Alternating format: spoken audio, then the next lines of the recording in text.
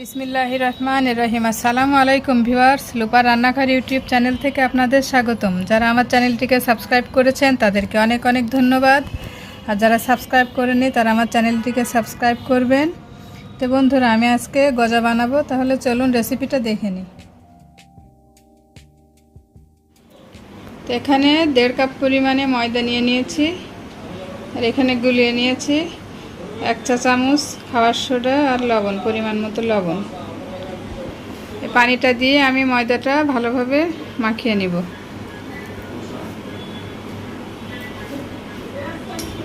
মাখিয়ে একটা ডো তৈরি করে নিব। এ পর্যায়ে দিয়ে দেব একটু কালো জিরা, আর দিব 2 টেবিল চামচ তেল।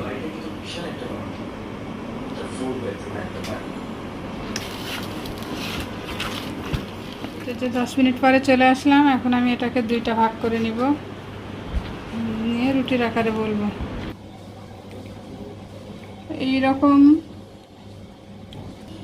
এরকম পুরো করে রুটিটা বেলে নিতে হবে।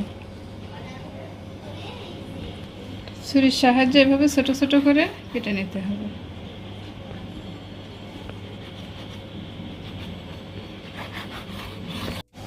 তো যে বন্ধুরা, আমি এভাবে কেটে নিয়েছি,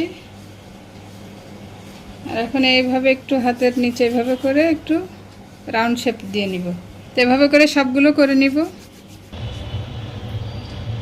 এইভাবে আমি গজাটা ধরে দেখব যে তেলটা হালকা বুড়বুড়ি উঠছে কিনা। তো যে দেখে নিশ্চয় বোঝা যাচ্ছে যে বুড়বুড়ি ছাড়ছে, এ পর্যায়ে দিয়ে দিব।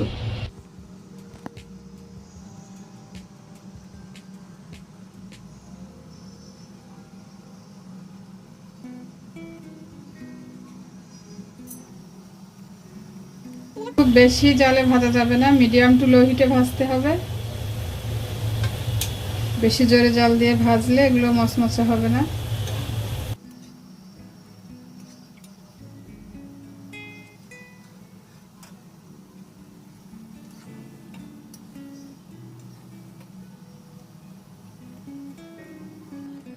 ওই যে এরকম লাল লাল হলে থেকে উঠিয়ে নিতে হবে।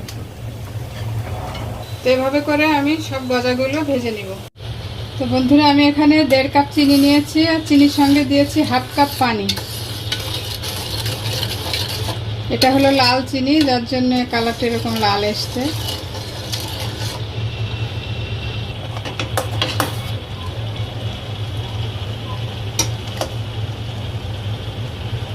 এই যে এরকম একটা তারের মতো হলে এর মধ্যে গজাগুলো ঢেলে দিতে হবে।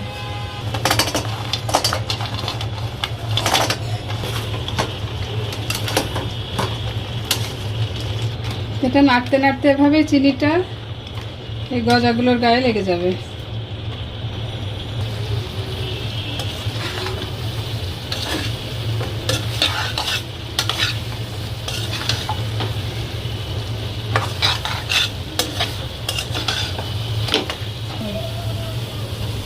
তো যে দেখে নিশ্চয়ই বুঝতে পারছেন চিনিগুলো সমস্তই গজার গায়ে লেগে গিয়েছে। ঠান্ডা হলে আরও ভালো বোঝা যাবে।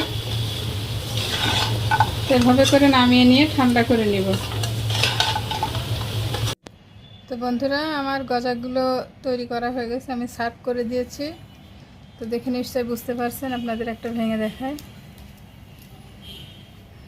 খুব মচমচে হয়েছে। তো এরকম মজার মজার রেসিপি পেতে আমার চ্যানেলটিকে সাবস্ক্রাইব করবেন, আমার পাশে থাকবেন। সবাই ভালো থাকবেন। আল্লাহ হাফেজ।